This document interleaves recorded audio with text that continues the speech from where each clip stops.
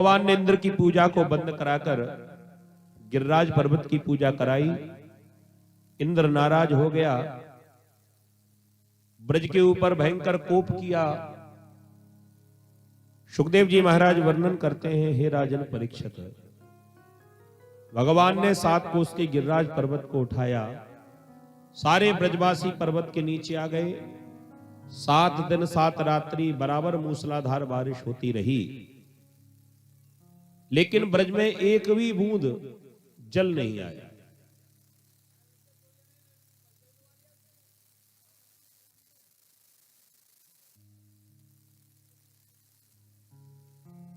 बोलिए भक्तवत्सल भगवान की।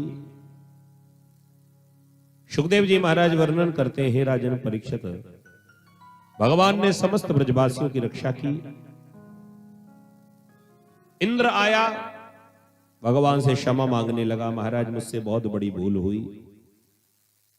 प्रभु की स्तुति गाने लगा। विशुद्ध सत्यम तव धाम शांतम तपोमयम ध्वस्तमजस्करस्कम मायामयोऽयं गुण संप्रवाहो न विद्यते ते ग्रहणानुबंधः। महाराज आपका जो स्वरूप है वो विशुद्ध है और आपका स्वभाव बड़ा शांत है।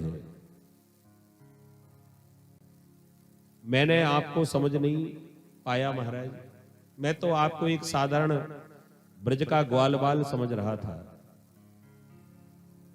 लेकिन आज आपने अपनी शक्ति का जो परिचय दिया, मुझे पता चल गया कि आप तो साक्षात परमात्मा है। बोलिए भक्तवत्सल भगवान की। इंद्र ने भगवान से क्षमा मांगी। महाराज आपकी माया को कौन पहचान सकता है? माया मयोयम गुण संप्रवाहो। चाहे कोई कितना गुणी क्यों ना हो, लेकिन प्रभु की माया को कोई पहचान नहीं सकता, समझ नहीं सकता। विचार कर लीजिए, जो भगवान के 24 घंटे साथ रहने वाले लक्ष्मण जी, रामायण में आप देख लीजिए ऐसा कौन सा पात्र है लक्ष्मण जी के अलावा जो हमेशा भगवान के संग रहे। लक्ष्मण जी सदैव संग में हैं। विश्वामित्र जी जब ले गए तो राम जी के संग में लक्ष्मण भैया भी गए। जब धनुष तोड़ा तब लक्ष्मण जी साथ में थे। परशुराम जी जब आए तब लक्ष्मण जी ही थे। विवाह हुआ तब लक्ष्मण जी संग में थे। और तो और जब वनवास काटने के लिए भगवान जब गए अयोध्या छोड़कर, तब भी लक्ष्मण जी संग में ही थे। जो लक्ष्मण जी 24 घंटे भगवान के संग रहने वाले हैं। और भैया वन की ऐसी एक सुंदर लीला आप सब जानते हैं, जब मैया जानकी जी का हरण होने वाला था, उसके पहले भगवान ने मैया जानकी से इशारा किया कि अब मैं राक्षसों का उद्धार करना चाहता हूं, तो इसमें तुम्हारी आवश्यकता पड़ेगी, तुम्हारा हरण कराऊंगा। तो जब तक मैं राक्षसों का वध ना कर दूं, तब तक तुम अग्नि में वास करो। लक्ष्मण जी राम जी की इस लीला को समझ नहीं पाए। गोस्वामी तुलसीदास जी खुद कहते हैं, जो कछु चरित रचा भगवाना लक्ष्मण हूं यह मरम न जाना। भैया लक्ष्मण भी इस बात को समझ नहीं पाए कि भगवान ने कौन सी लीला कर दी। मैया जानकी जी जो असली जानकी थी, वो तो अग्नि में प्रवेश कर गई। तुम पावक में करो निवास। केवल परछाई मैया जानकी की रह गई, लेकिन लक्ष्मण जी इस बात को जान नहीं पाए। तो कहने का अर्थ यह है, माया मयोयम गुण संप्रवाहो। चाहे कोई कितना गुणी क्यों ना हो जाए, चाहे कितना कोई पढ़ा लिखा क्यों ना हो, लेकिन भगवान की माया से हमेशा मोहित होगा। भगवान की माया उसे समझ में नहीं आ सकती। ना विद्यते ते ग्रहणान बंधः। भगवान की लीला को कौन जान सकता है, कौन समझ सकता है? बड़े बड़े ब्रह्मादिक देवता आपकी लीला को नहीं समझ पाते प्रभु, तो भला मुझ जैसा अज्ञानी कैसे समझ पाएगा? क्षमा कर दीजिए मुझे। इस प्रकार जब भगवान की स्तुति गाई, भगवान प्रसन्न हो गए और भगवान ने इंद्र को क्षमा भी कर दिया। बोलिए कृष्ण कन्हैया लाल की।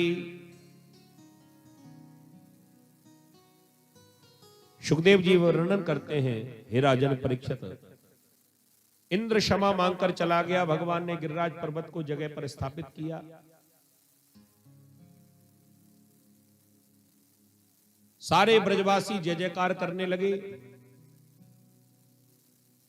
और सब अचंभे से पूछने लगे, अरे कन्हैया जरा ये तो बता, तेने इतना भारी भरकम पर्वत अकेले कैसे उठाए लियो?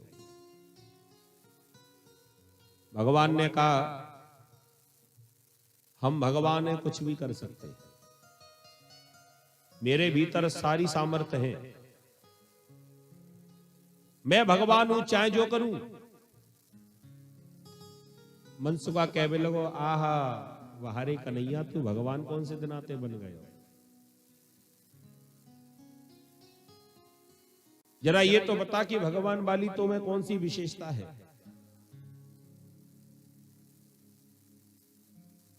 प्रभु की कोई विशेषता तो होगी। जैसे तेरे दो हाथ वैसे हमारे दो हाथ, जैसे तेरे दो पांव तैसे हमारे दो पांव। जितना दूध घी तू पिए, बातें दुगनो हम पिए। तो कैसे मानेंगे कि तू भगवान है? यदि तू भगवान है तो छोटे मोटे देवता हम भी हैं, क्योंकि जो काम तू करे वो हम भी करें। भगवान ने कहा कि तुम देवता कैसे हो सकते हो? मैं भगवान इसलिए हूं क्योंकि मैंने पर्वत उठाया।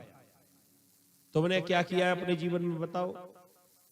मनसुखा कहने लगा, भैया 7 दिना से तू पर्वत उठाए के राखे हुए, बा पर्वत के नीचे अपनी लाठियां तो हमने ही लगाई है।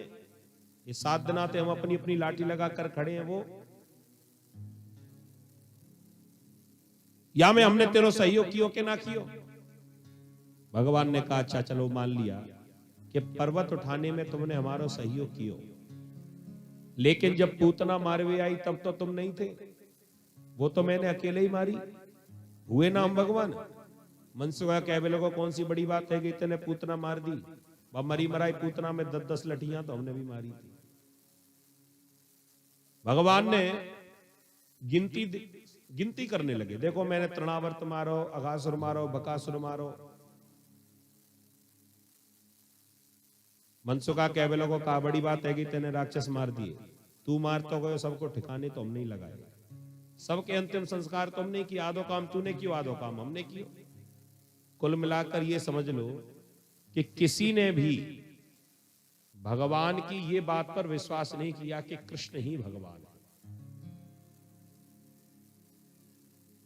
भगवान को अंत में स्वीकार ही करना पड़ा कि अरे ब्रजवासियों, ये पर्वत मैंने अकेले नहीं उठाया, इसमें तुम्हारा भी सहयोग है। और भगवान ने कहा, कछु माखन को बल हतो, कछु गोपन करी सहाय, श्री राधे जू की कृपा सु मैंने गिरवर लियो उठाए। बोले गिरिराज धरन की। सबको संतुष्ट किया प्रभु ने।